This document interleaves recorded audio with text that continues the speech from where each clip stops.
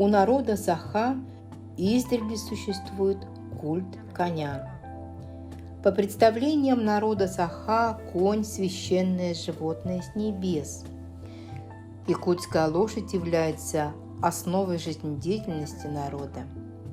Ее присутствие ощущается не только в чисто материальной сфере, но она является и высшим духовным божеством, средоточием мировоззрения народа. Конский волос является уникальным природным поделочным материалом, который с давних времен широко употребляется в быту.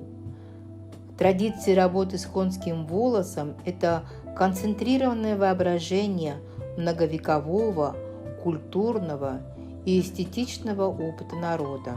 В старину почти все якуты умели сучить и сплетать из конского волоса различной толщины нити, веревки для привязывания домашнего скота.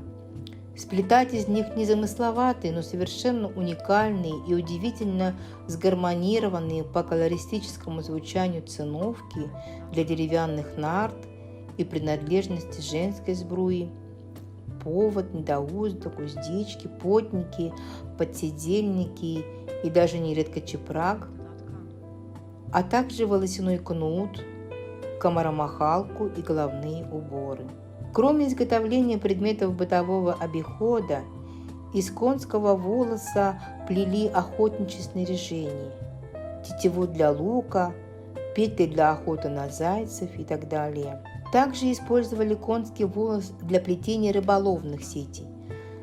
Волосяные сети получались легкими, прочными, быстро сохли и при всем при этом были мало заметны в воде. Конским волосом расшивались берестяные туеса, из него делались изящные вещи, такие как комаромахалки с серебряными ручками, украшенными геометрическим узором и меховой опушкой. Привлекают внимание ковры, сплетенные из конского волоса. Путем соответствующего подбора цвета волос составлялся строго геометрический, очень мягкий, по общей тональности орнамент ковров. Отличительная их особенность – необычная прочность и практичность в использовании в быту. Циновку из конского волоса стелили на нарах, так как она не пропускала влагу, имела лечебное свойство и параллельно в ней, согласно верованию, существовала магическая защита от негативного влияния нижнего мира, так как конский волос во всех ритуальных обрядах имел сакральное значение.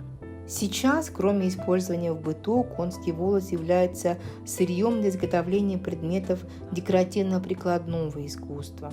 Якутские мастерицы особым способом плетения изготавливают из него прекрасные изделия – коврики, головные уборы, картины и многое другое. Первым из мастеров начала заниматься плетением из конского волоса мастер-самоучка Прокопьева Прасковья Ильинична, Кылкыга Алгыстана Ус. Прасковья Ильинична родилась 6 апреля 1964 года в селе Хатылы Черепчинского улуса. В 1983 году она окончила Намский колледж технологий и дизайна имени Винокурова.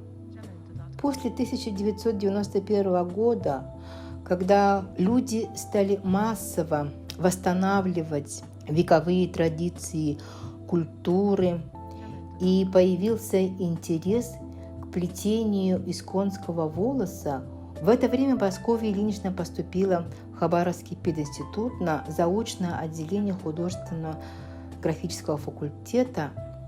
И как-то на одной из выставок прикладного искусства в городе Хабаровске среди множества картин и ковров Прасковья Ильинична заметила какое-то знакомое творение, и от него как будто повеяло чем-то родным и знакомым. Но, к сожалению, она не могла понять, искусство какого народа здесь было представлено. И каково же было ее удивление, когда она пригляделась и увидела, что там было написано «Якутская АССР, Чурапчинский улус». Я тогда даже не подозревала, что якуты плетут из конского волоса, рассказывает Прасковья Ильинична. Но когда настало время писать диплом, Прасковья Ильинична твердо решила, что тема будет связана с плетением из конского волоса.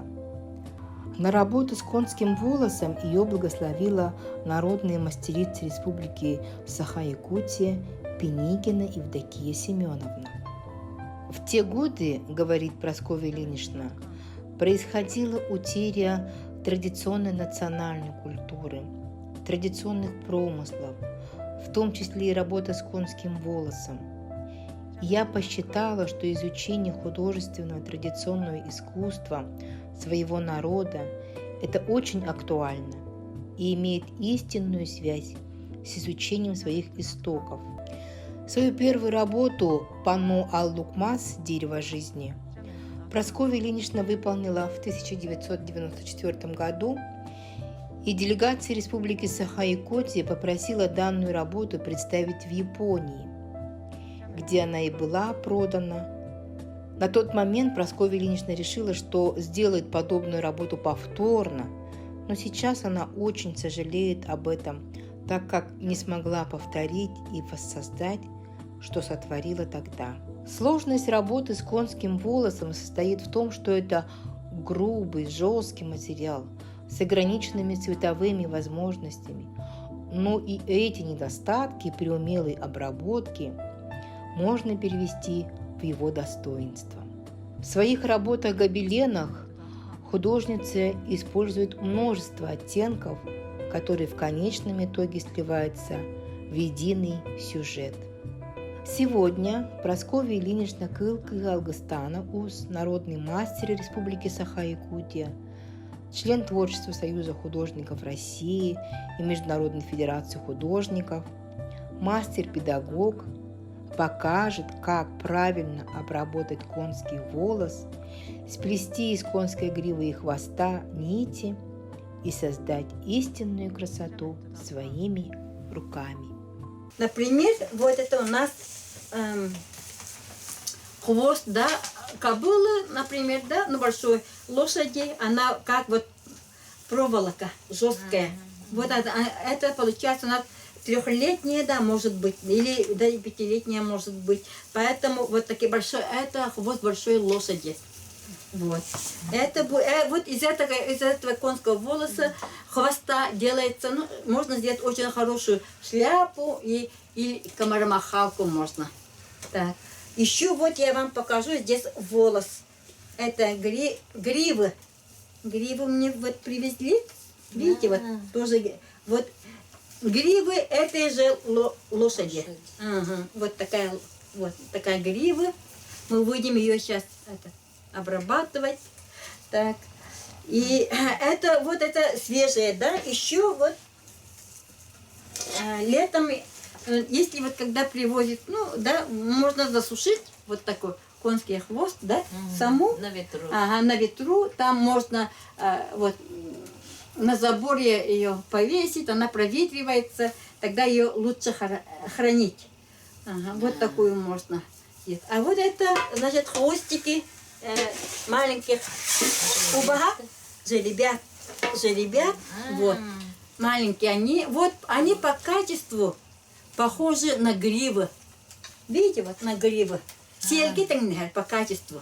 Хотя хвост, но не такого качества получается. Маленький. Кыл дембал батах. Это тоже сель. Ага. Ольга. Ну, это вот когда вот я засушиваю, да, вот такие засушиваю, их сразу мою. Сразу ложу это в тазик, потом горячую воду ложу и хорошо стирается. Поэтому вот так делаю. Но так как мы вот свежие еще будем обрабатывать, нам надо и как-то стричь надо. Да. Например, я вот так делаю, видно, да, вот с этой стороны. И олух сириен креман. Вот так.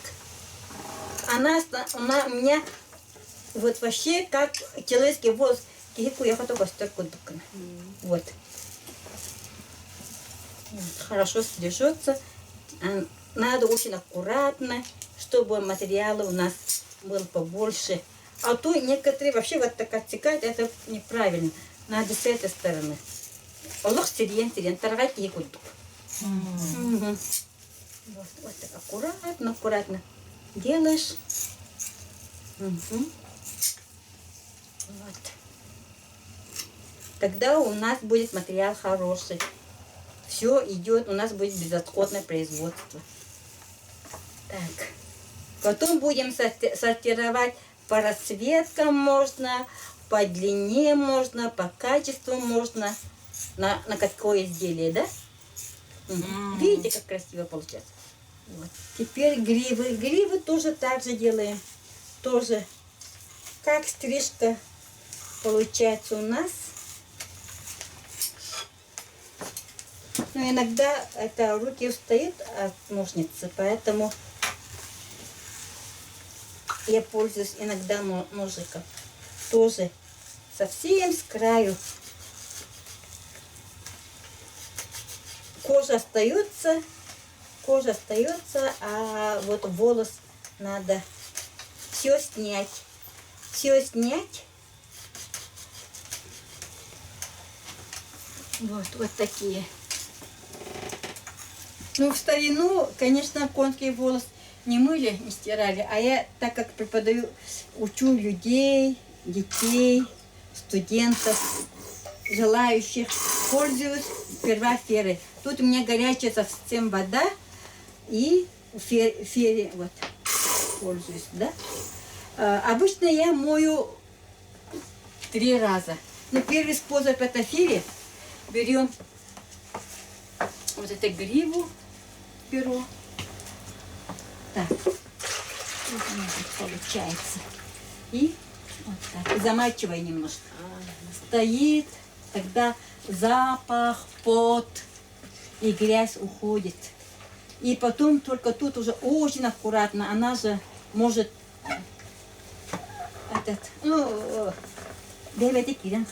осторожно надо мыть.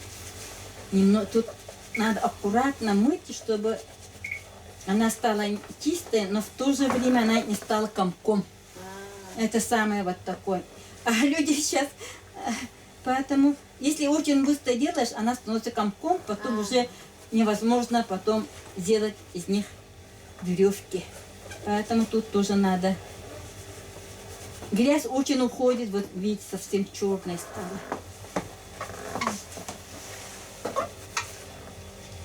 Вот первая вода. И надо обязательно в резиновой перчатке, потому что если у вас есть на руке трещинка, может произойти там абсцесс, и поэтому надо обязательно пользоваться резиновой перчаткой.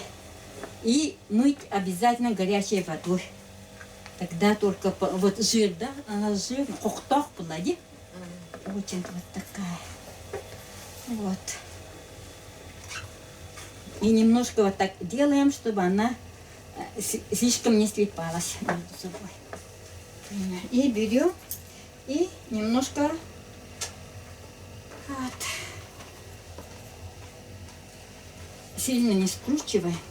И чтобы вода стекала, вот сюда ложим. Теперь надо ее еще 2-3 раза холодной водой прополоснуть. Тогда у нас получается блестящее, более такое свежее и блестящее, да, материал получается. Это первая обработка. А потом, когда я скручиваю, я тоже мою. И потом, когда изделие получается, например, синовка, да, или гобелен, я уже мою шампунем или локом. И обязательно тоже промываю холодной водой. Тогда она более такой блестящей становится. Примерно вот так. Это я первая. Сейчас надо холодной водой. Вот, видите, она стала блестящей более. То есть тогда... Уже кому воду ходит. Ну ничего, это пока конский волос, поэтому. А хвост она комком не становится. Но ее надо Вот длинный конский хвост надо промыть именно без... Надо сперва помыть, потом уже стричь надо. Лучше. Кылы суям баран. Терилях суям баран омрух надо. А волос, гривы можно вот так. Все. Сейчас можно немножко подсохнет. И пока она еще мокрая, можно растрепать тытовод и делаем, скручиваем веревки, ну, нитку из конского волоса. И она вот быстро, вода стекает быстро, и ее уже можно пользоваться, ну, уже через минут, даже 30 можно уже. Она обсыхает немножко, и можно уже делать. Но я в основном еще проветриваю. На улице проветриваю, специально храню по расцветкам в этих кулях, мешках или вот этот наволочках, мешковинах, ткани. Она хранится хорошо в ткани, потому что она же дышит. Она вот натуральный материал, поэтому она дышит. Ее надо хранить. И обычно я храню, секрет скажу, где, думаете? На крыше, под крышей, и дом, да, и там же вот воздух идет, и там все, конечно, и проветривается, и сушится, и проветривается. Поэтому у меня склад не там, не в амбаре, не где-то, а вот над домом, на крыше. Вот это я уже тоже приготовила подшерсток. Но подшерсток у нас, как получается, у нас вот зимой лошадь скребут, и подшерсток получается. Или вот когда она, лошадь весной линяет, вот тогда собираем. Все собираю, вот, потом тоже мою, и тоже проветриваю, и вот я храню вот таких наволочках, ну, в тканевых мешочках. Сейчас я буду разбирать по расцветкам. Ну, разные цвета же есть, да, вот, например. И тогда надо, тут очень много работы требуется. Вот белый цвет туда надо, коричневый сюда, более вот такой светлый сюда. Очень много работы надо вот. Угу.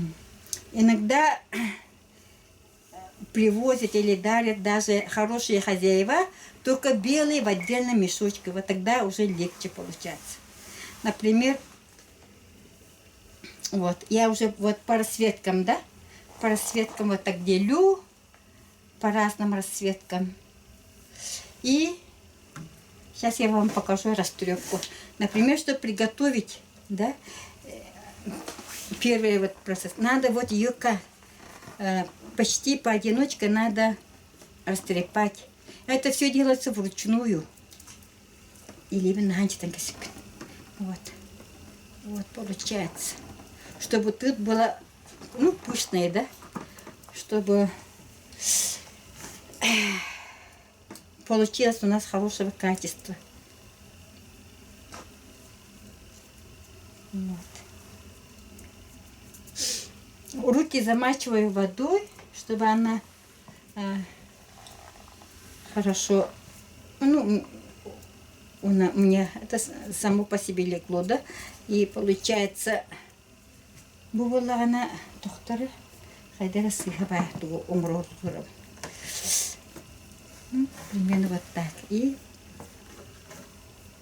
была она, у меня была она артисты, была она тох крылы, тох.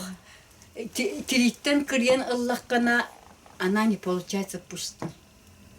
Она должна быть именно скрепка, она должна быть или полинявшая должна быть. И тогда вот она у меня не полинявшая, я ее вот специально стригла, поэтому она у меня не очень хорошего качества. Так, теперь я покажу тут где-то. Ну, вот это линия, вот это более-менее подходит. И получается, раньше, когда я была маленькая, делали вот из таких подшерстков мячики. У нас же, ну, мячиков не было в старину. В лапту играли вот такими мячиками. И когда попадалось, было очень больно.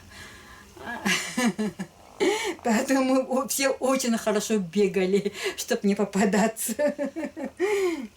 И вот этот, для изготовления мячика собирали подшерсток от лошади и от коров, когда вот весной линяли. Но не мыли, просто их вот так скручивали, и она прилипала, и получались вот такие очень, такие маленькие, но очень такие мячики, чтобы играть в лапту. В магазине не продавалось, мы сами изготавливали. Вот это хороший подшерсток получился. Вот все, да, вот конский хвост, гривы, даже подшерсток, все, ничего не выбрасывали, все шло в хозяйство. Из подшерстка делали в основном сеновку для покрытия нар, а это гривы и хвост, делали, конечно, охотничье снаряжение, сеновки, из хвоста делали комаромахалки, у нас же очень много комаров летом, чтобы якуты очень берегли природу, поэтому они каждую ветку не отламывал, а у каждого была комаромахалка, чтобы комаров отбивать, и шляпу можно сделать. В основном в старину шляпы делали мужчины, и они, мне говорили бабушки тоже, что они были очень простого плетения, 3 косичек, да, и как рыбаки только такие вот надевали, такие шляпы. А сейчас мы, например, да, мы плетем из 4 косичек, из 3, даже вот моя дочка это плетет шляпу из 14 косичек. Вот. Поэтому все развивается в меру. Сперва делаем старинные, учимся на старинном методике, технологии, потом уже развиваем дальше. Это у нас конский волос уже подсушилось немножко. И сейчас мы покажем, как скручивать, как подготовить к скручиванию конского волоса. Сперва надо растрепать. Для этого берем любой, да, немножко мало берем, например, да. И тут надо, это самая трудоемкая, самая такая, надо долго терпеть и долго хорошо делать. От этого процесса зависит качество нити, вообще всей работы. Поэтому надо обязательно этот процесс делать. Берем, например, почти по одной штуке конский волос и выбрасываем по-разному, чтобы она у нас растрепалась, чтобы она лежала у нас свободно. У меня тут белый, я запасла белый конский волос разный Это все выбираем, например, из такого можно, да, из таких хвостов или гривы. В принципе, должна получиться такая, масса, такой материал должен быть. Это уже подготовленный, это уже хорошо растрепанный материал. И теперь у меня тут нардаган сахалыта, упорядочиваю. Видите, я как будто я держу диагонально и раскладываю таким образом, чтобы они были в порядке. Это тоже надо уметь. Не просто там так, да? Если так, то, конечно, порвется. А тут надо диагонально. Очень хороший. Получилось у меня. А теперь мне надо скручивать веревки, как моя бабушка, как наши предки делали. Так, я вам покажу тут. Делю утаганнар денсеп, утахтар. Утахамурохпут, она утаганнар, заготовки. Чтобы они были одинаковой толщины. Например, так раскладываю, примерно на глаз я рассчитываю, что тут 4. Половинку делаю, и это тоже половинку. Невозможно, да, все время считать, поэтому примерно на глаз определяю. Теперь так. И теперь вот беру.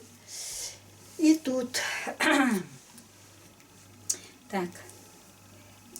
Теперь надо вот эти заготовки делать. И держу вот начало, держу просто, а вот этой рукой на себя скручиваю. На себя. Ну, некоторые вот так делают. Ну, у кого как. Ну, я люблю на себя тянуть. Вот. Можно вот так. Это у меня заготовки. Получается.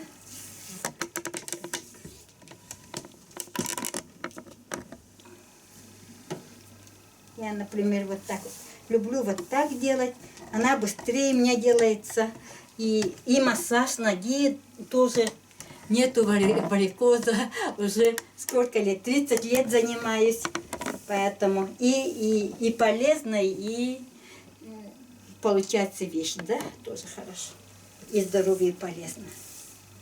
Так, заготовки делаю.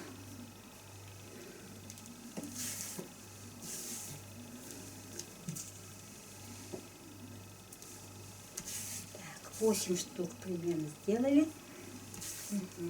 Толщина должна быть одинаковой.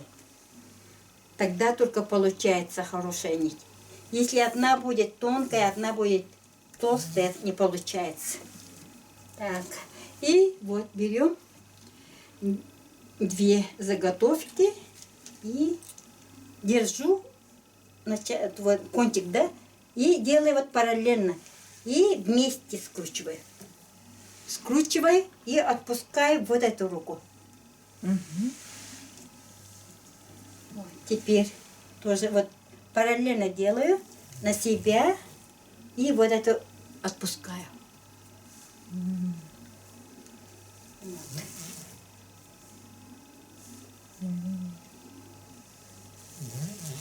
Так, не кореха надо жестче себе, тогда она будет хорошего качества. Так, теперь основной вопрос стоит, как соединить. Тут есть 2 способа. Можно просто, вот она вот, тоньше становится, да? Вот сюда я, например, прикладываю одну тоже, и тоже вот заготовку, и теперь тоже провожу, и у меня получается не видно, где соединилось. Вот. Где соединилось нет, да? Это значит очень хорошее качество. Теперь второй способ, чтобы веревка не порвалась, вот для привязи скота в основном делали. Тут, например, вот это кончик, вот начало кончика мы держим на этой стороне, на другой. Получается у нас вот есть, да? А тут я скручиваю на себя, и потом вот это тоже сюда напротив скручиваю, и теперь вместе.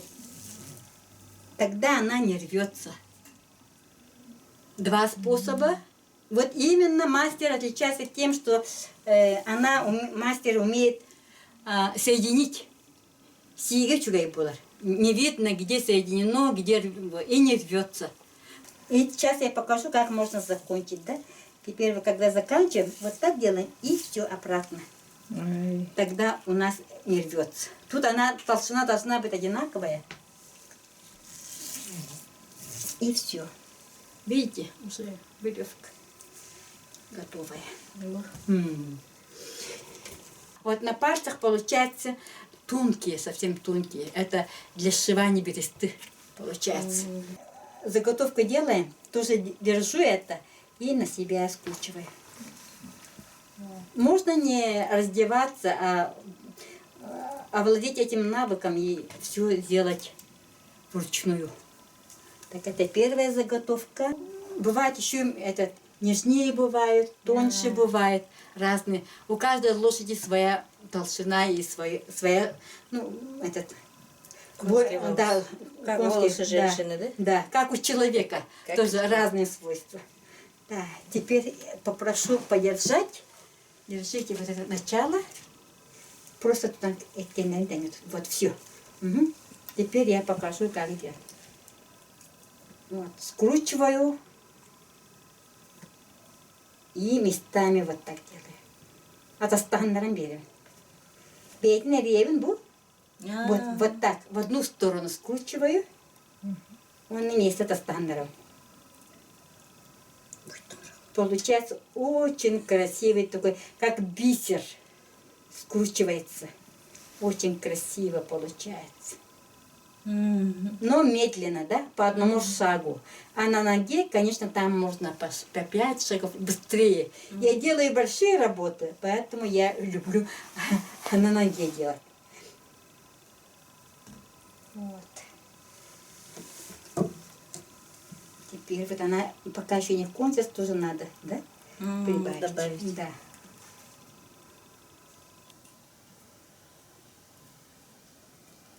Так, этот кончик можно вот так сделать.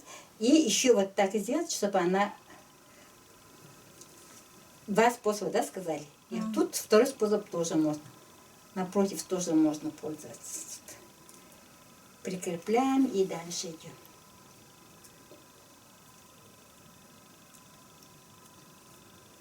Видите, вот такая нитка получилась. Как бисер прямо. Так. Вот это из бересты изделие и вот обшивается конским волосом. Вот здесь соединяется именно волосом. Нитью из волоса. Поэтому, когда воду наливать или молочное наливать, она не протекает, она разбухает, вот это, волос разбухает, поэтому не вытекает. А вот это украшение делает из конского хвоста, который вот, длинный, который мы делаем. Вот. Тоже таким же способом, тоже тонко-тонко скручивают и обшивают. И вот ведерко, да? Но раньше железных ведерок же не было, тоже из бересты сшивали. Тоже тут есть тайные вот конские, да. Ручка тоже из конского волоса. И вот украшали тальником и прикрепляли, конечно, тоже обшивали конским волосом, ну, хвостом тут получается. Для украшения хвост, а для обшивания вот внутренней, именно вот тут внутренней вот обшивки именно пользовались вот таким селиным волосом, гривой. Тогда она разбухает и вода не вытекает. Теперь на руках. Тоже держите немножко. Раньше девочки с 8 лет уже помогали там рыболовную сеть делать и все вот. Скручивать тоже. Держали тоже. Так, теперь вот. Смотрите, тоже параллельно делаю, скручиваю. Это второй метод. Теперь третий уже получается тут.